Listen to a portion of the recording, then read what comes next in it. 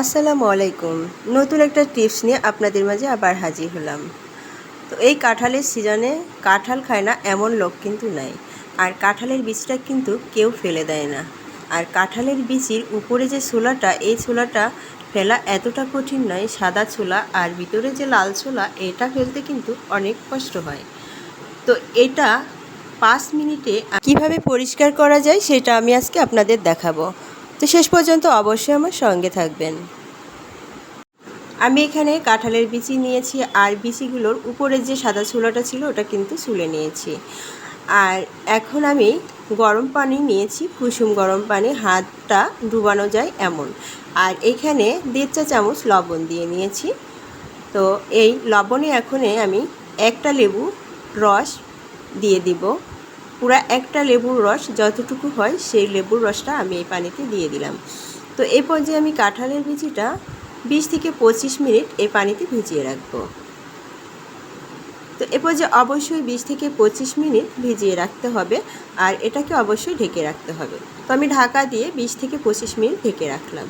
20 থেকে 25 মিনিট পর দেখতে পাচ্ছেন এখন আমি এটাকে পরিষ্কার করব। আমি দুইটা পদ্ধতি আপনাদের দেখিয়ে দিব, আপনাদের যেটা ভালো লাগে সেটাই করবেন। খুবই সহজ পদ্ধতি।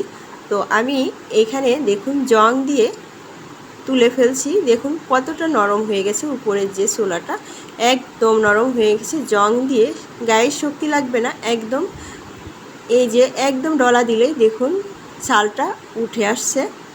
এই দেখুন প্রত্যেকটা কি সুন্দর পরিষ্কার হয়ে যাচ্ছে। যদি আপনার কাছে এই পদ্ধতিটা সহজ হয়ে থাকে তাহলে অবশ্যই আপনি এভাবে পরিষ্কার করতে পারেন। তো দেখতে পাচ্ছেন খুবই সহজ পদ্ধতি, খুব সহজভাবে এটা আপনি উঠাতে পারবেন, কোনো কষ্ট লাগবে না। এই যে দেখতে পাচ্ছেন সবগুলো কিন্তু এভাবে একদম জং দিয়ে ডলা দেওয়ার সাথেই কিন্তু কাঁঠালের বিচির যে উপরে ছালটা উঠে যাচ্ছে।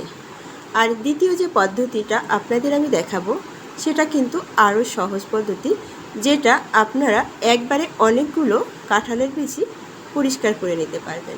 জং দিয়ে আমি এগুলো পরিষ্কার করে নিয়েছি, দেখতে পাচ্ছেন কতটা পরিষ্কার হয়েছে।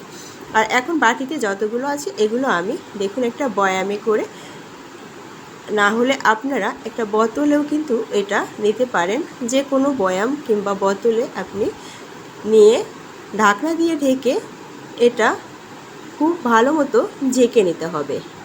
তো সামান্য পরিমাণ এই লেবুর পানিটা এর ভিতরে দিয়ে নিতে হবে, তাহলে কিন্তু এটা সহজ হয়ে যাবে। তো ভালো করে ঢাকনা দিয়ে ঢেকে ভালো করে এটাকে, এই যে দেখতে পাচ্ছেন এখন হয়ে গেছে 5 মিনিটে কিন্তু সবগুলো কাঁঠালের বিচি একদম পরিষ্কার হয়ে গেছে। তো দেখতে পাচ্ছেন দর্শক, যদি অবশ্যই আপনাদের কাছে ভালো লেগে থাকে আমার এই টিপসটা, তাহলে আপনারা অবশ্যই আমার এই টিপস ফলো করতে পারেন। আর ভালো লাগলে আমার পেজটাকে অবশ্যই ফলো দিয়ে আমার পাশে থাকবেন নতুন নতুন টিপস পাওয়ার জন্য। তো দেখতে পাচ্ছেন আমি পরিষ্কার করে নিয়েছি সবগুলো কাঁঠালের বিচি। এইভাবে আপনি সবগুলো কাঁঠালের বিচি পরিষ্কার করে নিতে পারবেন। তো আজকে এ পর্যন্ত, সবাই অনেক অনেক ভালো থাকবেন। আর আমার পেজ থেকে দেখে থাকলে অবশ্যই আমার পেজটাকে ফলো করে দেবেন। আর আমার ইউটিউব চ্যানেল থেকে দেখে থাকলে অবশ্যই আমার চ্যানেলটিকে সাবস্ক্রাইব করে পাশে থাকবেন। আজ এ পর্যন্ত, আল্লাহ হাফেজ, আসসালামু আলাইকুম।